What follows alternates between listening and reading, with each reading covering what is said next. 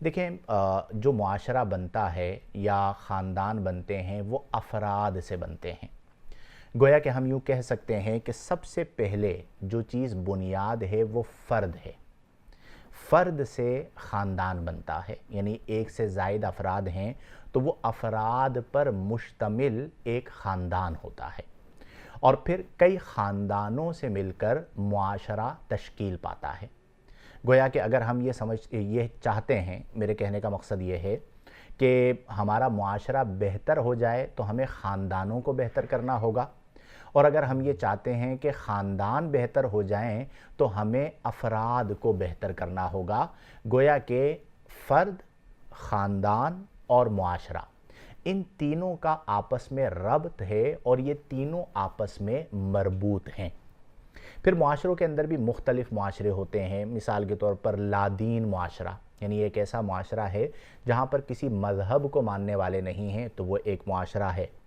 پھر اسی طرح مذہبی معاشرہ، یہ بھی ایک معاشرہ ہے، اور پھر اس مذہبی معاشرے کی آپ بہت ساری اقسام کر سکتے ہیں کہ ہندو معاشرہ ہے، مذہب ہندو ہے تو ہندو معاشرہ، اسی طرح عیسائیت ہے تو عیسائی معاشرہ، یہودیت ہے تو یہودی معاشرہ، اسلام ہے تو مسلم معاشرہ۔ یہ مذہب کے تحت جو معاشرے آتے ہیں وہ مختلف ہیں، پوری روئے زمین پر پھیلے ہوئے ہیں، اور مختلف ممالک میں، مختلف علاقوں میں مختلف معاشرے کے لوگ پائے جاتے ہیں۔ پھر اسی طرح سوشل معاشرہ، آج کے دور کے اندر چونکہ سوشل میڈیا کا دور ہے تو سوشل تعلق بڑھتا چلا جا رہا ہے، تو یہ بھی ایک معاشرے کی صورت اختیار کر چکا ہے۔ اب سب سے جو امپورٹنٹ چیز ہے وہ ہے فرد، یعنی میں بھی ایک فرد ہوں، اور جتنے لوگ مجھے آپ لوگ سن رہے ہیں یا سنیں گے، آپ میں سے ہر بندہ ایک فرد معاشرہ ہے، اپنے خاندان کا بھی ایک فرد ہے۔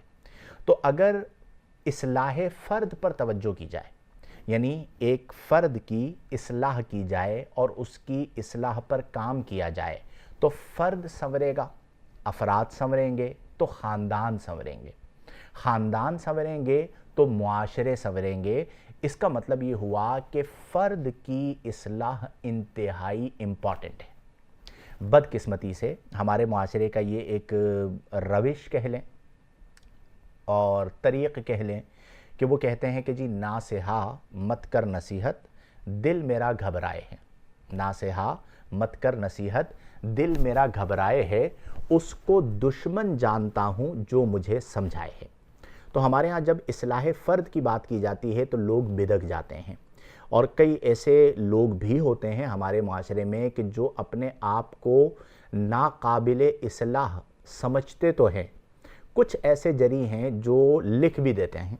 ابھی سوشل میڈیا پر ایک فرد کی پروفائل مجھے کسی نے بھیجی، تو انہوں نے اپنے اباؤٹ میں یہ لکھا ہوا تھا کہ اگر آپ میری اصلاح کے لیے آئے ہیں تو مہربانی کر کے میری پروفائل سے آپ چلے جائیں، چونکہ میں ناقابل اصلاح ہوں۔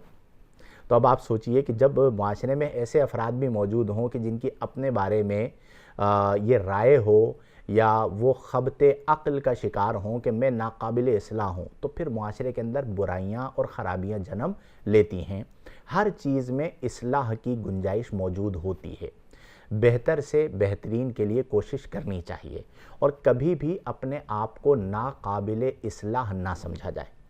خیر، تو میں یہ بات عرض کر رہا تھا کہ فرد کی اصلاح بہت زیادہ امپورٹنٹ ہے۔ اسی لیے آپ دیکھیں کہ جتنے بھی مصلحین، واعظین تشریف لائے، وہ تمام کے تمام اصلاح فرد پر، افراد کی اصلاح پر کام کرتے رہے، حتیٰ کہ انبیاء کرام علیہم السلام، تقریباً 1,24,000 پیغمبر علیہم السلام تشریف لائے، سب کی آمد کا اور سب کی بعثت کا جو بنیادی مقصد تھا وہ اصلاح معاشرہ تھا۔